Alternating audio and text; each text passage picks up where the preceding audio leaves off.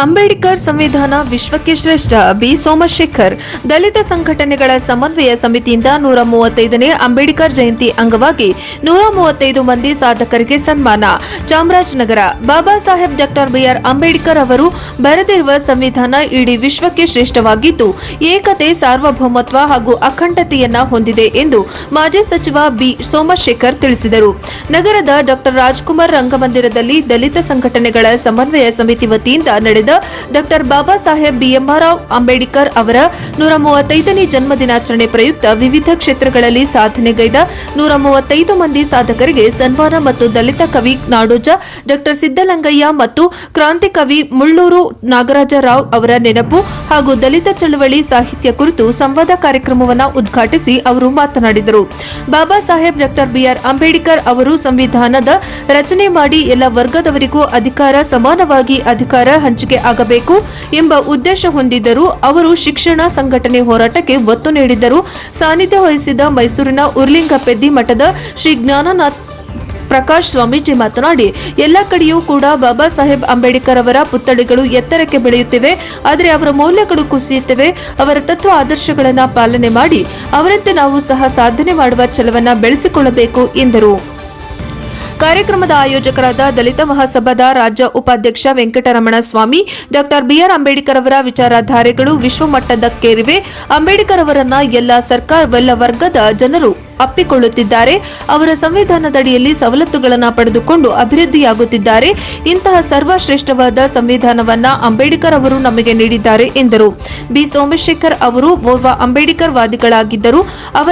ಅವರಿಗೆ ಸಿಕ್ಕ ಅಧಿಕಾರವನ್ನು ಸಮರ್ಪಕವಾಗಿ ಬಳಸಿಕೊಂಡರು. ಕಂದಾಯ ಹಾಗೂ ಶಿಕ್ಷಣ ಇಲಾಖೆಯಲ್ಲಿ ಅವರು ತಂದ ಯೋಜನೆಗಳು ಮತ್ತು ಕಾರ್ಯಕ್ರಮಗಳು ಬಡವರಿಗೆ ಹೆಚ್ಚು ಪ್ರಯೋಜನವಾಗಿತ್ತು. ಅವರ ಸೇವೆಯನ್ನ ಗುರುತಿಸಿ ಇನ್ನೂ ಹೆಚ್ಚಿನ ರಾಜಕೀಯ ಸ್ಥಾನಮಾನ ನೀಡಬೇಕಾಗಿತ್ತು. ಇಂಥವರಿಗೆ ಅಧಿಕಾರ ಸಿಗುವುದು ಕಷ್ಟ ಎಂದು ಅವರ ಸೇವೆಯನ್ನ ಗುಣಗಾನ ಮಾಡಿದರು. 135 ಮಂದಿ ಸಾಧಕರಿಗೆ ಸನ್ಮಾನ. ಬಾಬಾ ಸಾಹೇಬ್ ಡಾಕ್ಟರ್ ಬಿಆರ್ ಅಂಬೇಡ್ಕರ್ ಅವರು 135ನೇ ಜನ್ಮದಿನಾಚರಣೆಯ ಅಂಗವಾಗಿ ವಿವಿಧ ಕ್ಷೇತ್ರಗಳಲ್ಲಿ ಸಾಧನೆಗೈದ 135 ಮಂದಿಯನ್ನ ವೇದಿಕೆಗೆ ಆಹ್ವಾನಿಸಿ ಶಾಲು ಹೊದಿಸಿ ಹಾರ ಹಾಕಿ ನೆನಪಿನ ಕಾಣಿಕೆ ನೀಡಿ ಸನ್ಮಾನಿಸುವ ಮೂಲಕ ವಿಶಿಷ್ಟವಾಗಿ ಆಚರಣೆ ಮಾಡಲಾಯಿತು. ಕಾರ್ಯಕ್ರಮದಲ್ಲಿ ಶ್ರೀ ಕಲ್ಯಾಣ ಸೇರಿ ಬಂತೇಜಿ ಸಾನ್ನಿಧ್ಯ ವಹಿಸಿದ್ದರು. ರಮಾ ಸಿದ್ದಲಿಂಗಯ್ಯ, ಸಾಹಿತಿ ಸೋಮಶೇಖರ್ ಬಿಸಲವಾಡಿ, ಮಲ್ಲುಂಟಿ ಮಹಾದೇವಸ್ವಾಮಿ, ಮುಖಂಡರಾದ ಅರ್ಕಲವಾಡ್ಯ ನಾಗೇಂದ್ರ, ಬಸವಣ್ಣ ಮುಕ್ಕಳ್ಳಿ, ಪ್ರಾಧ್ಯಾಪಕ ಗುರುರಾಜು ಯರಗನಹಳ್ಳಿ ಮಾತನಾಡಿದರು. ಜಿಲ್ಲಾ ಪಂಚಾಯಿತಿ ಮಾಜಿ ಉಪಾಧ್ಯಕ್ಷ ಅಯ್ಯನಪುರ ಶಿವಕುಮಾರ್, ನಂಜಂಡಸ್ವಾಮಿ, ಕೆಸಿಆರ್ ರಂಗಸ್ವಾಮಿ, ದುಡ್ಡಿಂದುವಾಡಿ, ಸಿದ್ದರಾಜು, ನಾಗು, ರಮೇಶ್, ಡಿಎಸ್ಎಸ್, ಜಿಲ್ಲಾ ಸಂಚಾಲಕ ಶಿವಣ್ಣ ಇತರರು ಹಾಜರಿದ್ದರು. ವರದಿ ಹುಮ್ಮ ನಂಜುಂಡರಾಯಕ, ಪ್ರಜಾಪವ ಟಿವಿ, ಚಾಮರಾಜನಗರ.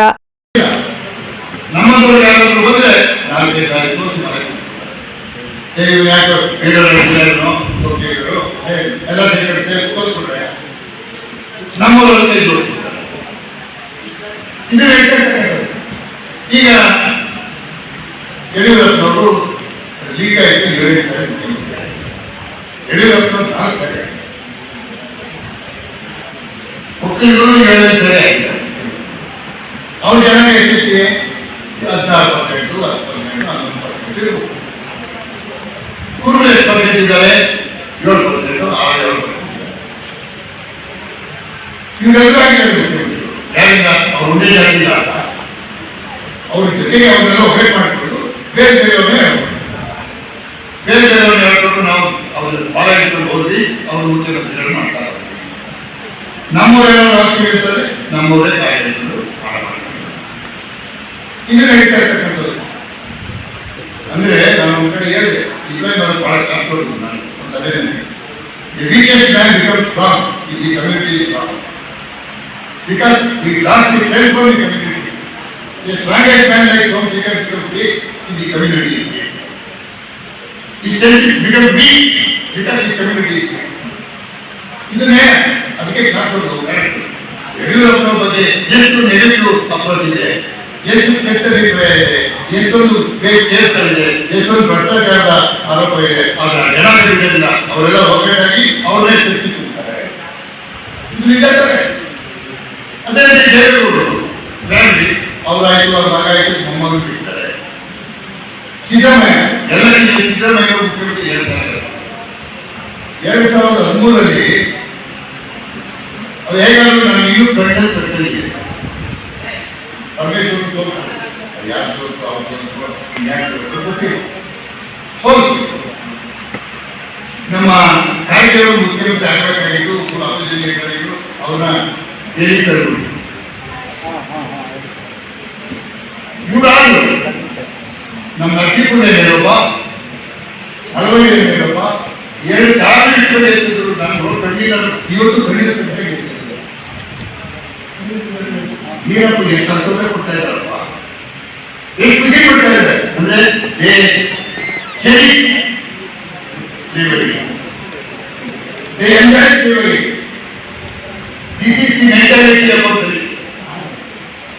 ಈ ಮೆಂಟಾಲಿಟಿ ಹೋಗದ ಹೊರತು ಈ ಸ್ವಾಭಿಮಾನ ಇಲ್ಲಿ ಏನು ಕಮ್ಮಿ ಆಗಿದೆ. ಇವತ್ತು ನಾನು 4ನೇ ಸಾರಿ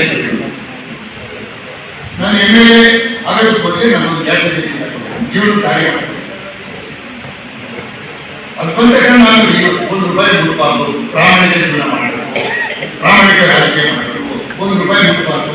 ಎಲ್ಲರೂ ಸುಪ್ರಿಯರ್ ನಾನು ಸುಪ್ರಿಯರ್ ಸುಮ್ಮನೆ ಬರೋದಿಲ್ಲ, ನಾನು ಬಹಳ ಚೆನ್ನಾಗಿ ಸುಪ್ರಿಯರ್ ಆಗಿಲ್ಲ, ನಾನು ನಡವಳಿಕೆಯಲ್ಲಿ ಸುಪ್ರಿಯರ್ ಆಗಬೇಕು, ಪ್ರಾಮಾಣಿಕವಾಗಿ ಸುಪ್ರಿಯರ್ ಆಗಬೇಕು, ದಕ್ಷತೆಯಲ್ಲಿ ಸುಪ್ರಿಯರ್ ಆಗಬೇಕು. ಆವಾಗ ನಾನು ಬೇರೆ ಕೆಲಸ ತಿಳ್ಕೊಂಡೆ. ಅದೇ ಇವತ್ತು ಡಿಸ್ಕ್ವಾಲಿಫಿಕೇಶನ್ ಆಗಿದೆ ಅಂತ ನಾನು ಇವತ್ತು 40 ವರ್ಷ ನಂತರ ಈಗ ಯಾರು ದುಡ್ಡು ಮಾಡ್ತಾರೆ, ಯಾರು ಜೊತೆಗೆ ಮಾಡ್ತಾರೆ, ಯಾರು ದೇವರು ಅವಲಂಬಿಸ್ತಾರೆ, ಅದು ಅವರಿಗೂ ಅಧಿಕಾರ ಅವಕಾಶ ಅಧಿಕಾರ ಬೇರೆ, ಅಧಿಕಾರ ನಾನು ಸೆಲೆಕ್ಟ್ ಪೊಸಿಷನ್ ಇಟ್ಟಿದ್ರೆ ಪವರ್ ಇಟ್ಟಿದ್ರೆ ಪೊಸಿಷನ್ ಎಲ್ಲರೂ ಸಿಗುತ್ತೆ, ಆದರೆ ಪವರ್ ಇದೆಯಲ್ಲ ತಕ್ಷತೆ ಅದೆಲ್ಲರೂ ನಾನು ಮಾಡ್ಕೊಡ್ತಿದ್ದೀನಿ. ಅನೇಕ ಸಂದರ್ಭಗಳು ಮಾಡ್ಕೊಡ್ತಿದ್ದೀನಿ.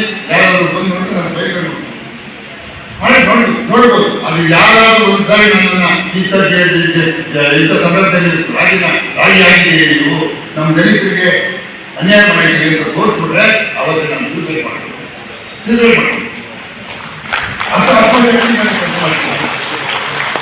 ಅಷ್ಟು ಆತ್ಮಶಕ್ತಿಯಿಂದ ಮಾಡಿದ್ದೀನಿ. ಅದರಲ್ಲಿ 7 ಸಾರಿ ಸುಳ್ಳು ಆಪಾದನೆಗಳಿಗೆ ಬರೀ ಆಪಾದನೆ ಮಾಡೋದಕ್ಕೆ ರಾಜೀನಾಮೆ ಕೊಟ್ಟು ಅದು ಪ್ರೂವ್ ಆಗೋ ತನಕ ಹೊರಗಡೆ ಜುಡಿಷಿಯಲ್ ಮಾಡಿದ್ದೀನಿ. ಹೇಳಿದ್ರು, ಏನಪ್ಪ ನೀನು ಖಾತೆ ಹಗರಣ ಅಂತ ಹೇಳಿದ್ರಲ್ಲ, ನಾನು ಖಾತೆ ಹಗರಣ ಮಾಡಿಲ್ಲ. 97 ಹೇಳ್ತಾ ಇದ್ದಾರಲ್ಲ, ನಾನು 84 ಎಜುಕೇಶನ್ ಮಿನಿಸ್ಟರ್ ಆಗಿದ್ದೆ, ನಾನು 75 ಕಾಪಿ ಮಾಡಿದೆ ಅಂತ ಗೊತ್ತಿದೆ. ಅವತ್ತೇ ಹೇಳ್ಬೋದಿತ್ತಲ್ಲ, ಅವತ್ತೇ ಎಜುಕೇಶನ್ ಮಾಡ್ಬೋದಿತ್ತಲ್ಲ, 84 ಮಾಡ್ಬೋದಿತ್ತು, 86 77 ಮಾಡ್ಬೋದಾಗಿತ್ತು. ಅವಾಗ ಎಜುಕೇಶನ್ ಯಾಕೆ ಮಾಡಿಲ್ಲ? ಯಾಕೆ ಮಾಡೋದು ಅಂದ್ರೆ ಈ ದಕ್ಷತೆಯಿಂದ ಎಲ್ಲ ನಮ್ಮ ವೈಸ್ ಚಾನ್ಸಲರ್ಗಳನ್ನ ಅಕೌಂಟಿಂಗ್ ಕಡೆ ವೈಸ್ ಚಾನ್ಸಲರ್ಗಳನ್ನ ಎದುರಿಸಿಕೊಂಡು ಯೂನಿವರ್ಸಿಟಿಗಳ ಹೊಸ ಆಕ್ಟ್ ತಂದೆ, ಹೊಸ ಆಕ್ಟ್ ನಲ್ಲಿ ಅನೇಕ ಸುಧಾರಣೆಗಳು ತಂದೆ. ಅದನ್ನು ಸಹಿಸಬಹುದಾದಂತ ವೈಸ್ ಚಾನ್ಸಲರ್ ಮೇಲೆ ಎಂಕ್ವೈರಿ ಆಕ್ಟ್ ಮಾಡಿದೆ. ಅದನ್ನು ಸಹಿಸಬಹುದೇ ಇದನ್ನು ಗೊತ್ತಾಗ್ತದೆ. ಅದನ್ನ ಅದರಿಂದ ನನಗೆ once heard and strengthens those in the plain, planting seeds of equality that flourishes once again. He fought for education's gift to reach poor and weak, believing every child deserves the future they may seek. He opened doors of opportunity. ನಮ್ಮ ಹಿರಿಯ ಸ್ವಾಭಿಮಾನಿ ರಾಜಕಾರಣಿ B Somashekar ಅವರು ನಂದಿಸಿದ್ರು. ವಿಶೇಷವಾಗಿ ವೆಂಕಟರಮಣ ಪಾಪ ಅವರ 69ನೇ ವರ್ಷದ ಹುಟ್ಟುಹಬ್ಬದ ನಿಮಿತ್ತ ಸಮಾಜವಾಗಿದೆ ಅವರಿಗೆ. ಅವರ 69 ವರ್ಷ, ಆ 69 ವರ್ಷದಲ್ಲಿ ಅವೆಲ್ಲ ಎಲ್ಲ ಸಮುದಾಯಗಳನ್ನ, ಎಲ್ಲ ಜನಾಂಗವನ್ನ, ಜಾತಿ ಧರ್ಮ ವರ್ಣ ವರ್ಗರಹಿತವಾಗಿ ಹೋರಾಟವನ್ನು ಮಾಡ್ಕೊಂಡವರು. ಅವರ ಹುಟ್ಟುಹಬ್ಬ ಅಂತ ನಮ್ಗೆ ಗೊತ್ತಿಲ್ಲ. ಬಾಬಾ ಸಾಹೇಬ್ ಅಂಬೇಡ್ಕರ್ ಅವರ ಜಯಂತಿ ಜೊತೆಗೆ ನಮ್ಮ ದಲಿತ ಕವಿ ನಾಡೋಜ ಸಿದ್ದಯ್ಯನವರು ಮತ್ತು ಮುಳ್ಳೂರು ನಾಗರಾಜ್ ಅವರ ಒಂದು ನೆನಪಿನ ಕಾರ್ಯಕ್ರಮದ ನಿಮಿತ್ತವಾಗಿ ನಿಮ್ಮೆಲ್ಲರೂ ಕರೆಸಿ ಅಭಿನಂದನೆ ಮಾಡಬೇಕು. ನಿಮ್ಮೆಲ್ಲ ಪ್ರತಿಭೆಗಳಿಗೆ ಉನ್ನತವಾಗಿರ್ತಕ್ಕಂಥ ಗೌರವ ಸಿಗಬೇಕು ಅನ್ನೋ ಆಸೆ ಇಟ್ಕೊಂಡು ವೆಂಕಟರಮಣ ಪಾಪ ಅವರು ಮತ್ತೆ ವೇದಿಕೆ ಮೇಲೆ ನಮ್ಮ ರಮಾ ಸಿದ್ದಲಿಂಗಯ್ಯನವರು ಮತ್ತೆ ತುಳು ನಾಗೇಂದ್ರ ಅವರು, ಬಿಸಿಲವಾಡಿ ವಂಶ ಎಲ್ಲ ಸಾಹಿತಿಗಳು ಅವರೆಲ್ಲರೂ ಇದ್ದಾರೆ. ನಾವಿವತ್ತು ಈ ರಂಗಮಂದಿರ ರಾಜ್ಕುಮಾರ್ ರಂಗಮಂದಿರದಲ್ಲಿ ವಿಶೇಷವಾಗಿ ನಮ್ಮ ಹಿರಿಯರು ಮಾತಾಡಿದ್ದಾರೆ. ಬಹುಶಃ ಇವತ್ತಿನ ವೇದಿಕೆಯ ಸಂದೇಶ ಏನಂದ್ರೆ ಎರಡು ಸಂದೇಶ. ಒಂದು, ನಾವು ಅಂಬೇಡ್ಕರ್ವಾದಿಗಳು. ಅಂಬೇಡ್ಕರ್ವಾದಿಗಳಂದ್ರೆ ಅವಕಾಶವಾದಿಗಳಲ್ಲ ಅಂತ. ಅವಕಾಶವಾದಿಗಳು ಅಂಬೇಡ್ಕರ್ವಾದಿಗಳಾಗಕ್ಕೆ ಸಾಧ್ಯ ಇಲ್ಲ. ಇನ್ನೊಂದು, ಸಾಧಕರಾಗಿರುವಂತವರು ಸಮಯ ಸಾಧಕರಾಗ.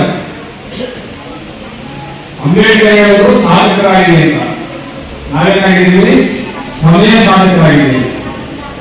ಅಂಬೇಡ್ಕರ್ವಾದಿಗಳಾಗಬೇಕಾಗಿದ್ದವರು ಅವಕಾಶವಾದಿಗಳಾಗಿ ವಿಜೃಂಭಣೆಯಿಂದ ಗುಲಾಮಗಿರಿಯನ್ನು ತೋರಿಸಿದ್ದಾರೆ. ಎರಡನೇದು, ಸಾಧಕರಾಗಬೇಕಾಗಿದ್ದಂಥವರು ಸಮಯ ಸಾಧಕರಾಗಿ ಈ ಸಮುದಾಯವನ್ನ ನೀವು ಹೊಂದಿದ್ದಾರೆ. ಇವೆರಡು ಸಂದೇಶ ಬಹಳ ಗಟ್ಟಿಯಾದಂತ ಸಂದೇಶ. ಯಾವತ್ತೂ ಒಬ್ಬ ಸಾಹಿತಿ ಆಗಲಿ, ವಿದ್ವಾಂಸ ಆಗಲಿ, ವಿಮರ್ಶಕ ಆಗಲಿ, ಯಾರೇ ಆಗಿರಲಿ, ಸಮುದಾಯವನ್ನ, ಅದು ಯಾವುದೇ ಸಮುದಾಯ ಆಗಲಿ, ಸಮುದಾಯವನ್ನ ನಾವು ಸ್ವಾಭಿಮಾನ ಘನತೆ ಕಲಿಬೇಕು. ಎಲ್ಲಿ ಸ್ವಾಭಿಮಾನ ಘನತೆಗೆ ಸ್ಥಿತಿ ಬರುತ್ತೋ ಅಲ್ಲಿ ಚಪ್ಪಿನ ಬಿಡಬಾರದು ಅಂತ ಬಾಬಾ ಸಾಹೇಬ್ ಅಂಬೇಡ್ಕರ್ ಹೇಳಿರ್ತಕ್ಕಂಥ ಮಾತು. ನಮ್ಮ ಚಪ್ಪಿನ ಬಿಡಬಾರದು. ಎಲ್ಲಿ ನಮಗೆ ಸ್ವಾಭಿಮಾನ ಮತ್ತು ಘನತೆ ಸಿಗಲ್ವೋ ಅಲ್ಲಿ ಇರಬಾರದು. ಇದು ಅಂಬೇಡ್ಕರ್ ಅವರ ವಿಚಾರ. ಹಾಗಾಗಿ ದಲಿತ ಕವಿ ಸಿದ್ದಿಗೇರವರು, ನಮ್ಮ ಗುರು ನಾಗರಾಜರ ಬಗ್ಗೆ ಮಾತಾಡಿದ್ದಾರೆ. ನಾವೆಲ್ಲ ಬಹಳ ಅವರ ಒಳನಾಟದಲ್ಲಿದ್ದಂಥವ್ರು, ಅವರ ಸಾಹಿತ್ಯವನ್ನೆಲ್ಲ ಓದ್ಕೊಂಡಿರ್ತಕ್ಕಂಥವ್ರು. ನಾವಿವತ್ತು ಚಾಮರಾಜನಗರ ಜಿಲ್ಲೆ, ಈ ಜಿಲ್ಲೆಯಲ್ಲಿ ಸಾಹಿತ್ಯ, ಜಾನಪದ, ಸಂಗೀತ, ನೃತ್ಯ ಎಲ್ಲಾ ಕ್ಷೇತ್ರದಲ್ಲೂ ಸ್ವಾಭಿಮಾನದಲ್ಲಿ ಅತ್ಯಂತ ಹೆಚ್ಚು ಕಟ್ಟವಾಗಿರ್ತಕ್ಕಂಥ ಒಂದು ಜಿಲ್ಲೆಯಲ್ಲಿ ಚಾಮರಾಜನಗರ ಜಿಲ್ಲೆ ಅತ್ಯಂತ ಸ್ವಾಭಿಮಾನಿಗಳಿರ್ತಕ್ಕಂಥ ಜಿಲ್ಲೆ. ಇಂತಹ ಸ್ವಾಭಿಮಾನ ಮತ್ತು ಘನತೆ ಇರ್ತಕ್ಕಂಥವ್ರು ಬಾಬಾ ಸಾಹೇಬ್ ಅಂಬೇಡ್ಕರ್ ಅವರು. ಹಾಗಾಗಿ ಅಂಬೇಡ್ಕರ್ ಅವರ ಫೋಟೋ ಇಟ್ಕೊಂಡು, ಬಾಬಾ ಸಾಹೇಬರ ಫೋಟೋ ಇಟ್ಕೊಂಡು ಮೆರವಣಿಗೆ ಮಾಡಿಕೊಂಡು ಬೀದಿಗೆ ನಿಂತಿದೆ. ಅಂಬೇಡ್ಕರ್ ಅವರ ಪುತ್ಥಳಿಗೆ ಎತ್ತರ ಜಾಸ್ತಿ ಆಗ್ತಿದೆ, ಮೌಲ್ಯಗಳು ಕುಸಿತಾ ಇದೆ. ಯಾವ ಸಂದರ್ಭ ನಿಂತಿದೆ ನೋಡಿ. ನಾವು ಅಂಬೇಡ್ಕರ್ ಅವರ ಪುತ್ಥಳಿಗಳು 6 ಅಡಿ, 7 ಅಡಿ, 9 ಅಡಿ, 12 ಅಡಿ. ಅಂಬೇಡ್ಕರ್ ಅವರ ಪುತ್ಥಳಿಗಳ ಎತ್ತರ ಬಹಳ ಜಾಸ್ತಿ ಆಗ್ತಿದೆ.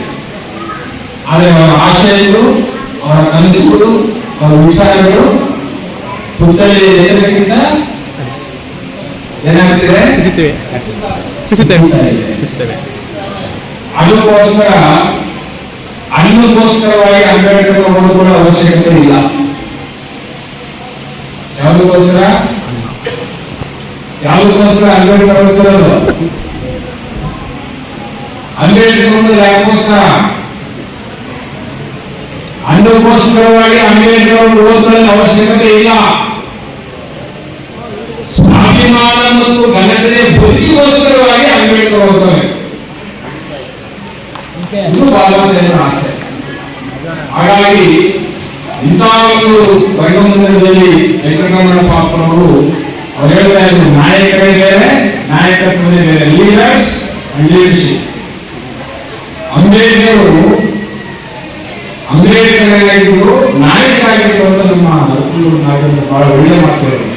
ಒಬ್ಬ ನಾಯಕ 3 ರಾಜಕಾರಣಿಗಿಂತ ಬಹಳ ಹೆಚ್ಚಿರತಕ್ಕಂಥ ಯಾರು ಅಂದ್ರೆ ನಾಯಕ.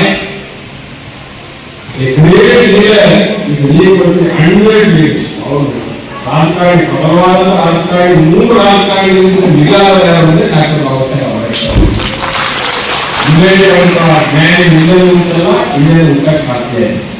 ಇಂಥ ಒಂದು ಮಹಾನ್ ನ್ಯಾಯಿ ಈ ಒಂದು ಭಾರತ ದೇಶದಲ್ಲಿ ಸಂವಿಧಾನ ಕೊಟ್ಟು ಇಷ್ಟು ವರ್ಷ ಆದ್ರೂ ನಾವು ಸಂವಿಧಾನ ಕೊಟ್ಟು ಹೇಳ್ಕೊಂಡು ಅವ್ರ ಫೋಟೋ ಇಟ್ಕೊಂಡು ಬೀಳಿದ್ವಿ.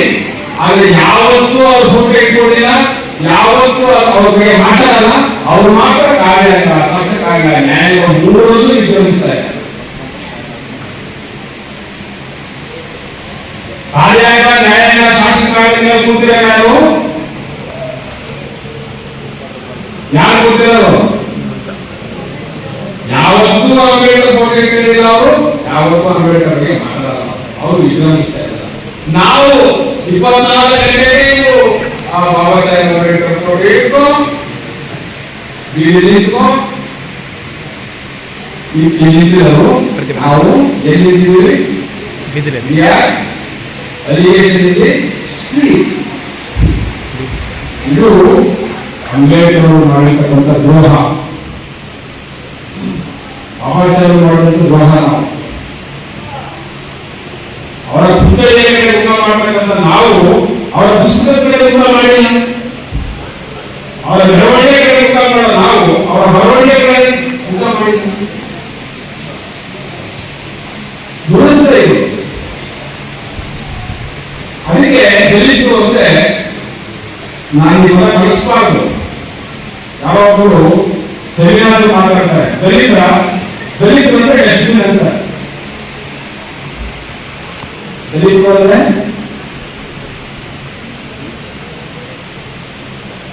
ಜಾತಿ ನಾಯಕರು.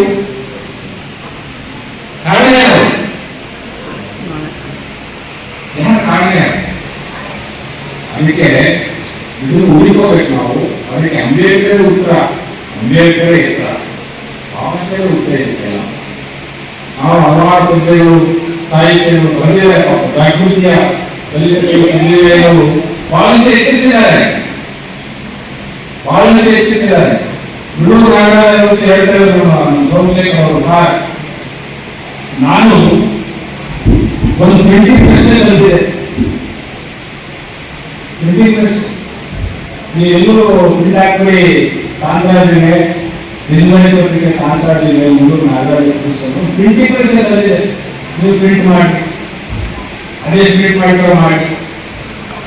ಅದು ಅವಾಗೇ ಸಬ್ಜೆಕ್ಟ್ ಇನ್ನು ಹಾಕೊಂಡು ಬಂದಿದ್ರು ನಾಗರಾಜ್.